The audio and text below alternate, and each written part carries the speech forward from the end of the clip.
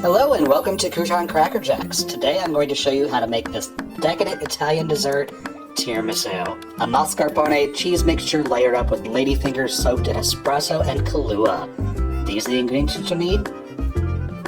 So let's get started. The first thing I'm going to do is get my espresso mixture ready. I've got 6 ounces of boiling water here. And to that I'm going to add in 2 rounded teaspoons of instant espresso powder. And I'm just going to whisk this together until that instant espresso is dissolved. Now you could use extra strong coffee for this, however, it does kind of tend to have a little bit of a bitter taste, so I recommend getting that instant espresso powdered. And to this I'm going to add a 50 milliliter bottle of Kahlua, just to spice things up a little bit. You don't have to add the alcohol if you don't want to, or if you're making this for kids, but it does give it that little something something. And I'm just going to whisk that in, and then I'm going to set this mixture off to the side to cool completely. Next I'm going to set up a double boiler here. I've got a saucepan over medium heat that's at a simmer, and I've got a medium bowl that sits right up on top that I've got 6 egg yolks in. And I'm going to add in 1 cup of sugar to that, and using a whisk I'm going to whisk this constantly for a good 8 to 10 minutes or so, and this will cook the egg yolks. Now you don't want to do this directly over heat. You want to use a double boiler because you don't want scrambled eggs. And you'll see that this mixture is relatively thick. I ended up about halfway through adding in about 2 tablespoons of milk to this mixture to help smooth it out a little bit. Now after constantly stirring this for about 10 minutes in our double boiler, it has come together and it is nice and smooth. Now not all of our sugar will dissolve in this, and that is perfectly fine. It will finish dissolving when we get the other ingredients added in. But I'm going to take this off of heat and again let this cool completely. And now that our mixtures have cooled completely, I'm going to make up some whipped cream. In the bowl of my stand mixer here, I'm going to add in 1.5 cups of cold, heavy whipping cream. Make sure that your bowl is nice and cold as well. I'm going to put on the whisk attachment for my mixer, or you could use a hand mixer for this as well. It works just as fine. And before this gets going too far, I want to add in a splash of vanilla, about a teaspoon or so. And you want to keep whisking this until it comes together and you get a nice stiff whipped cream. Now you don't want to take your whipped cream too far because you'll end up with butter. And that's not what we're looking for. We just want a nice stiff whipped cream. Go ahead and take your whisk attachment off of your mixer and get all that deliciousness into the bowl. And you can see here just how stiff that whipped cream is. That's the exact consistency that we're looking for.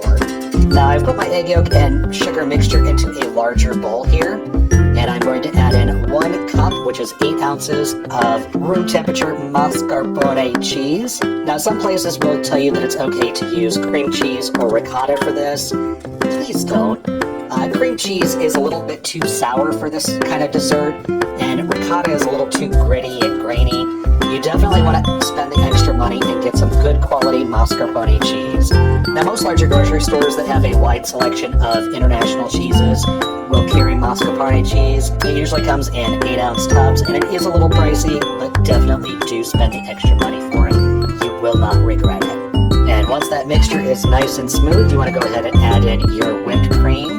Now if you really wanted to, you could use Cool Whip for this. However, again, this is such a decadent dessert, you really want to splurge for the real stuff here. And I'm just going to get my whipped cream into my bowl.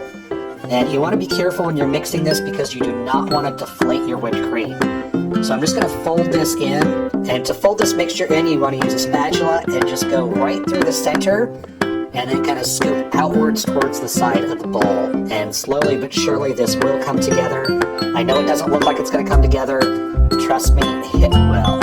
And once that comes together and it's nice and smooth, you want to go ahead and set this off to the side. And we are ready to assemble our tiramisu. Now, to assemble this, I'm going to be using these ladyfinger cookies. You can usually find these in the international section of most larger grocery stores. It is a 3.5-ounce box, and you'll need 2 of these per pan of tiramisu. And I've got a 9-inch by 9-inch glass baking dish that I will be making this in. And I'm just going to take those ladyfingers and dip them into the espresso mixture, and then put them into the pan. Now, you do not want to let these soak for more than just a few seconds, because as you can see here, they will get really logged down with that espresso mixture, and you won't have enough to finish out the rest of the tiramisu. So just put them in there for just a couple of seconds, take them out, and then line the bottom of your pan. And you just want to keep going through until you get a nice even layer all across the bottom of your pan. Next, I'm going to take half of my mascarpone and egg yolk and sugar and whipped cream mixture, And I'm going to place a layer of that right on top of our ladyfingers. Now you don't have to measure this out and be scientific and exact, just roughly half. And you want to smooth that out over the top. And then we are going to repeat the layer one more time with a layer of ladyfingers soaked in that espresso and Kahlua mixture. And you just want to put these right up on top and kind of press them down a little bit into the mascarpone cheese mixture. Keep going through until you've used the second box. And then finally you want to top this with the rest of your mascarpone cheese mixture. You just want to spread this out all the way to the sides and get a nice even layer right up on top. And then you want to cover this with either wax paper or foil or saran wrap or whatever you happen to have. And you want to refrigerate this for at least 8 hours. Resist the urge to cut into this and taste it before 8 hours. This is one of those desserts that really it gets better as it sits. And about 2 days after you make it is really when it is at its best. So if you want to make this for a special occasion, make it 2 days in advance and it is absolutely amazing. And then when you're ready to serve it up, go ahead and cut yourself a slice, put it onto a plate, and then take some unsweetened cocoa powder and just put a spoonful or so into a little tiny colander or sieve or whatever you want to call it. And then you can just dust a little bit of that unsweetened cocoa powder right on top. And this puts it over the edge. This is so delicious, so amazing. You will not regret making this at all. And there you go, how to make tiramisu at home. Hope you guys enjoy, and thanks so much for watching.